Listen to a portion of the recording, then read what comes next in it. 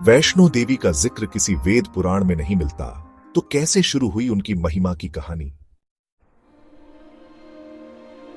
वैष्णो देवी को सभी शक्तिपीठों में सबसे दिव्य माना जाता है और लाखों लोग यहां उनके दर्शन के लिए जाते हैं।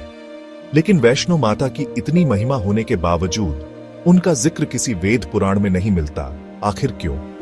क्या माता वैष्णो एक काल्पनिक पात्र हैं? अगर नहीं, तो आखिर कहां से आई है वैष्णो देवी?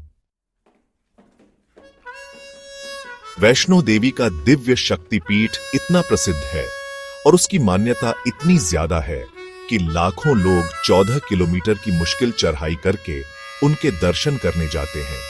लेकिन इतनी मान्यता होने के बावजूद हिंदू धर्म के किस्से, वेद और पुराण में उनका जिक्र नहीं मिलता। तो ऐसे में मन में सवाल आता है कि उनकी इतनी महिमा कैसे फैली और उनका अस्तित्व कहां से शुरू हुआ? तो चलिए जानते हैं वैष्णो देवी का इतिहास।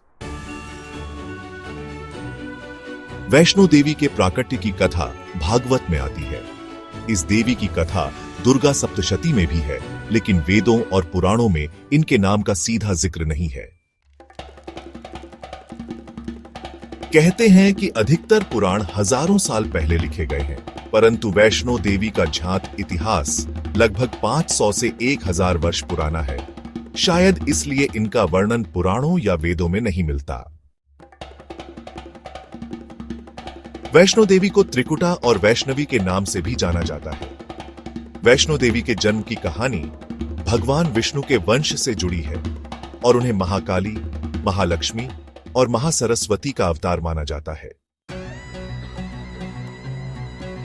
मान्यता है कि वैष्णो देवी का जन्म दक्षिणी भारत में रत्नाकर परिवार में हुआ था। उनके बचपन का नाम त्रिकुटा था। बाद में उनका जन्म भगवान विष्णु के वंश से हुआ, जिसके कारण उनका नाम वैष्णवी पड़ा था। तब से ही उन्हें वैष्णो माता कहा जाने लगा।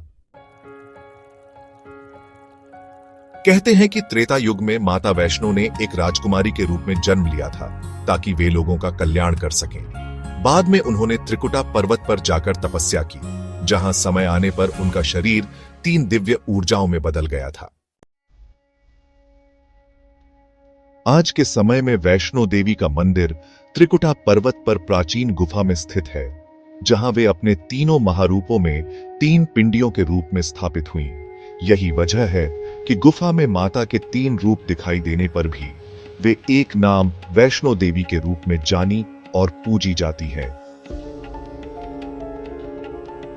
एक मान्यता के अनुसार एक बार एक दैत्यराज ने अपने तपस्या से ब्रह्मा जी को प्रसन्न कर एक वरदान मांग लिया कि तीनों लोक में गर्भ से उत्पन्न कोई भी प्राणी उसे न मार पाए। ब्रह्मा जी से वरदान पाने के बाद वह दैत्यराज सभी ऋषि मुनियों, देवताओं और मनुष्यों को परेशान करने लगा। सभी देवतागण पहले ब्रह्मा जी के पास और फिर शिव जी के पास मदद मांगने गए।